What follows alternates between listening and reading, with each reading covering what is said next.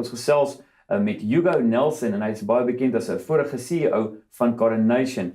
Thank you for your time. I just want to find out, Hugo, I want to take you back. Your first job before you got into the whole finance thing. Yes. I guess my first job as a sort of adult was when I was a student at UCT. I actually worked for the education library, which is in Lower Campus here, just sort of 50 meters walk from where we are. It's the law faculty now, but it used to be education, and I worked there as a sort of a dog's body in the library. Got fired actually, but it's good. I mean, I think it's motivational to get fired sometime. Yeah. But now you studied to be a medical doctor. Yes. And then ended up in finance. How did that happen? So I studied at UCT medicine, and I was a pretty useless medical student, and decided that for the benefit of society, I shouldn't follow a clinical career. And there's a sort of a subspecialty in medicine which is called community health, and offshore it's called public health, which is around health policy formulation, studying the management of delivery of health services, or studying diseases and their prevalence. So I sort of thought that's what I should do. I should do something where I'm not really treating patients directly. And when I finished my internship at Hugo, I then went to the community health department at UCT, and I ran a study there for a year. But that sort of opened my eyes to the whole area of health economics, and I thought, well, I should go and do an MBA if I'm going to be running a health service or some element of a health service. I should perhaps learn a little bit about business theory, and that motivated me to do an MBA. And the sort of surprising element that came out of that was I discovered I really enjoyed the more quantitative element or the finance element of the course, not the kind of people soft element of it. So that was the beginning of that shift. What did you do before Konyn? What was that route? So when I finished the MBA, we came back to Cape Town, and I literally looked for a trainee job as a what's called an equity analyst. And I was hired by Sanlam. So I really started in the industry at Sanlam Investment Management, where I was for 18 months. And that was the sort of first exposure to the industry, the asset management industry, and then I moved to Konyn after that. And why I'm hammering on Konyn, because people understand it now, our viewers, is that we trust you more with our money than with our kidneys. We're glad you're not a medical doctor. Because, I mean, one of the most successful CEOs, in that there was 3 years with close to 400% growth of Konyn. That is just phenomenal. Yeah. How was the markets then? Was it, what exactly happened? Yeah, it was, look, I mean, I spent 13 years at Konyn, and the CEO role was the last 5 years. And I think that in asset management is an interesting industry in that it's you're quite sort of dependent on what's going on around you. It's not like making widgets or Coca-Cola or something which is fairly predictable. You're sort of it's probably more akin to something like farming or mining, in the sense that you're very dependent on what's going on in the capital markets. And if they are heading in your direction, you benefit, and if they're going against you, you struggle.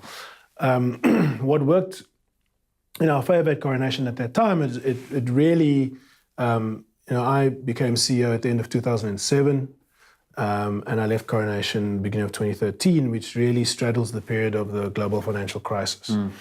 And Konyn is what we would call an active asset manager, which means that it is a firm that, in order to deliver returns for their clients, we don't sort of hug the benchmark. We stand distinct from the benchmark with the products that Konyn runs. Now, when you do that, you either look like a hero or you look like a zero, but you can't, it's not safe. And what happened during the global financial crisis is that Konyn and some of their peers went into that period of significant challenge very defensively positioned, which means that they preserved a lot of capital for their clients. And that then meant that as stock markets fell, clients got a lot of confidence in the service of Coronation, particularly because the firm had successfully protected client assets, and as a result, clients, had building that trust. They then started allocating more of their assets, or more clients or more of their assets to the firm, and that then went along with the fact that as monetary authorities or central bankers started to stimulate their economies, and that resulted in a big kind of rebound in stock markets.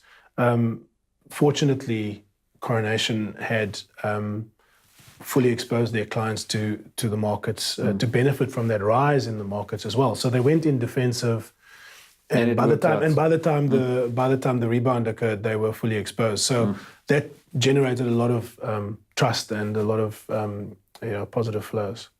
So we spoke about your history at Coronation, and it's also well known that you were one of the CEOs. No one complained about your bonuses because it was really a good performance by the company. And then you decided, I want to spend time with my family. Yeah. What made you, and it was a bit of an early retirement, that they call it. What made you feel this is the time not to spend time with family?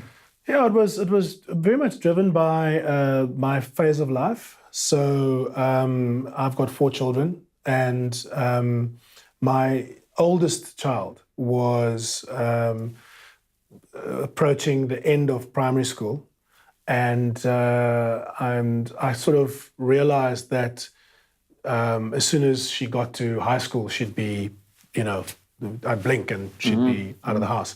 So I thought, well, if I'm going to take a sabbatical or a year off, this would be the right time. I'd served for 5 years as the CEO, which I thought was a good innings, and so I, largely driven by this desire to spend more family time, decided to resign or take early retirement. And also, what also contributed to that was that I felt that the firm was in a very good space, and Anton Pillay, who succeeded me, I'd worked with him all the while, and I felt that the firm would do well and be in good hands. So I had a lot of confidence in what would happen at Coronation, and I wanted to spend some time with the family. So do you work less hours now, or not? Because now you're doing your own thing, yes, your own hedge fund, yes. Or is it harder? I think it's hard to say whether I work less hours. I think you when you're running your own firm, which I very much felt like that was the case at Coronation, because the culture is very much a partnership. But I think when it's probably more driven by the startup phase that one is in. You do tend to work not necessarily longer hours, but you tend to work more continuously, in the sense that even when you're on holiday, you're always thinking about, let's say, the portfolio or the business or so on. But there is a great degree of similarity. I think I certainly have more flexibility because what I'm doing doesn't involve a public company. So in a public company, there are certain regulatory / governance requirements for you to have meetings on certain dates with certain regularity. When you're running a private firm, you do have more flexibility. Yeah. Now, to get to the point to motivate entrepreneurs in South Africa, yes. What would you tell them? And do you still have hope for SA and Africa? Yeah, I think that entrepreneurship generally is quite challenging. I think that it's always been pretty challenging. It's challenging in smaller economies. And the definition is pretty broad. So if you look at a lot of the literature around, for example, microfinance in the developing world, there's a lot of talk about entrepreneurship, but really what it is income replacement. I'm pretty enthusiastic about entrepreneurship because I think that it is a source of job creation. I think that often when, especially younger people, end up working for very large corporates, they can become quite sort of siloed in what they're doing, and some of the more creative ideas that they've got perhaps are challenged. I think the big difficulty that people face with starting their own firms is, I suppose, the the level of experimentation, if I can call it that, or the appetite for experimentation that larger South African corporates and more established firms have. So the more experimentation there is, which usually comes about with more competition, would mean that there would be a greater hunger for looking for alternative services or for sort of other firms. But I think that at the very least you end up having a lot of fun when you do your own thing. Do you think with finance, the route to go, if you think social entrepreneurship, like the Grameen Bank, like in India, is that the way to go, and not just a couple of individuals getting richer and richer? Yeah, I think that it's hard to draw the line. It's hard to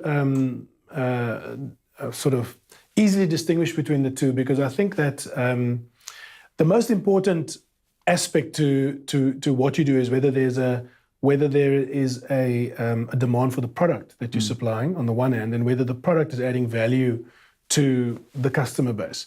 So on the microfinance level, there's a broad argument around, that it might do that. I think that when it comes to smaller operations or smaller firms in terms of number of employees, where people are sort of delivering a service, some types of services are just hard to scale. So asset management is an actual example of that. If you look at an entity like Coronation, probably manages, I haven't looked at the recent data, of maybe 15% of South African savings, and it employs maybe 300 people. So it's not there are many services that aren't necessarily job creating because they're just very leverageable. And the same is true of certain types of industrial activities where you're using robots and these sorts of things. I think that what is important though is that there are job opportunities for the youth, and that people have an opportunity to pursue what they're passionate about, which obviously can be a challenge from time to time. Yeah. Thank you so much for your time. I'm going to leave some money that you can just invest for me. I totally trust you. Thanks for your time, Hugo. Thank you. Pleasure.